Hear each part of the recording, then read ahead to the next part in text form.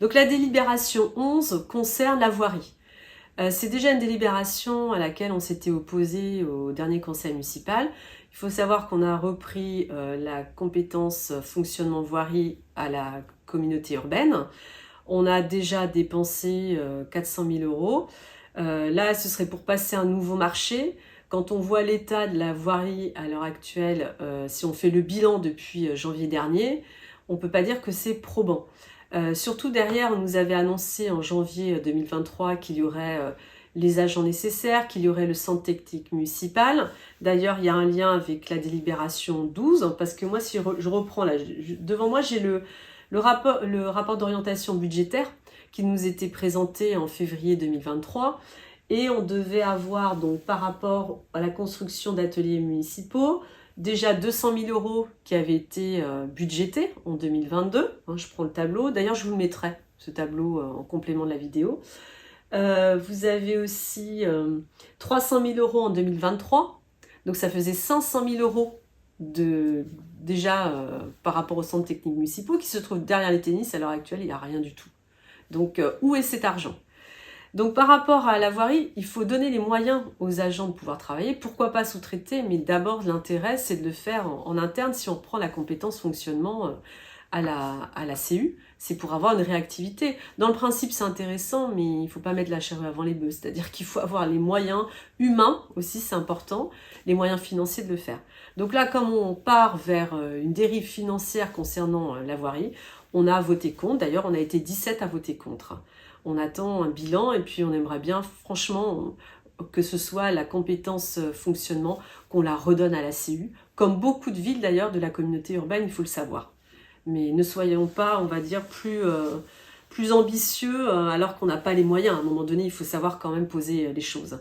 Donc la 12, c'est l'adoption d'une modification au niveau budgétaire. C'est vrai qu'il restait 500 000 euros du budget d'investissement de 2023. Normalement, ces 500 000 euros auraient dû servir, comme je vous ai dit, au centre technique municipal, c'est-à-dire qu'il est prévu, alors le centre technique municipal, il est prévu sur 2022, 2023, 2024, 2025. Donc, si on regarde, finalement, là, on était arrivé à un tiers du projet. Pour l'instant, il n'y a rien. Donc, les 500 000, où sont-ils ?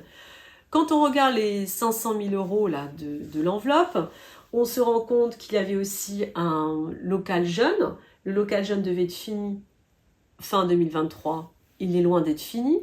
Donc là, il nous demande, le maire, d'utiliser cet argent. C'était pour l'église, très bien pour l'église. Mais déjà, les travaux commencés, on doit les réaliser, comme c'était prévu au budget provisionnel. On ne se lance pas dans de nouveaux travaux. Donc, on a vraiment des doutes de savoir cette enveloppe sera-t-elle bien utilisée justement pour l'église. Alors il nous parlait d'un terrain de basket 3-3, j'ai rien contre le sport, j'ai rien contre le sport, mais à un moment donné il y a peut-être des priorités. Il y a de la maison du gardien aussi à l'entrée du COSEC qui a été détruite, qui devait aussi être construite, il n'y a rien du tout. Donc cet argent, on a préféré faire stopper pour savoir où on utilise cet argent. Donc finalement, la dernière fois, au CM du 26 juin, on avait été 17 à voter contre. Là, on n'a été que 16. Le maire nous a remis des délibérations les mêmes qu'en juin. On reste cohérent, voilà, dans nos votes. Tant qu'on n'a pas une clarté, tant qu'on n'a pas une information précise sur où va notre argent, c'est normal qu'on vote contre. Je suis désolée, on n'a pas envie de dérive financière. Je vous rappelle que la Cour régionale des comptes a demandé au maire de supprimer 2,5 millions d'investissements pour l'année 2024, qui était justement surestimé par rapport à la capacité de notre ville. Donc soyons vigilants par rapport à la question financière. Nous le répétons parce que le maire n'arrête pas de dire que la Cour régionale des comptes a acté que tout est merveilleux. Les choses sont beaucoup plus complexes que ça. Donc soyons vigilants. Par rapport à la 13, c'était une admission en non-valeur de 2024 de 3 900 euros. On a bien sûr voté pour. La 14, c'était par rapport au CIVOM qui s'occupe de tout ce qui est justement protection des animaux, fourrière, etc. On a voté pour, bien entendu. Et la 15, c'était une délibération sur la police municipale, mise en place de la vidéo-verbalisation. Alors, c'était pas très clair parce que c'était à la fois vidéo-verbalisation, vidéoprotection, contre les dépôts sauvages. La délibération n'était pas formulée de la même façon qu'elle nous a été présentée au conseil municipal. Il y a d'ailleurs un agent municipal, un policier municipal qui était présent pour nous indiquer un certain nombre de choses. On a profité pour demander la visite du centre de supervision urbain. Pour une fois, c'est bien, le policier nous a invités, donc on va aller visiter le centre de supervision urbain.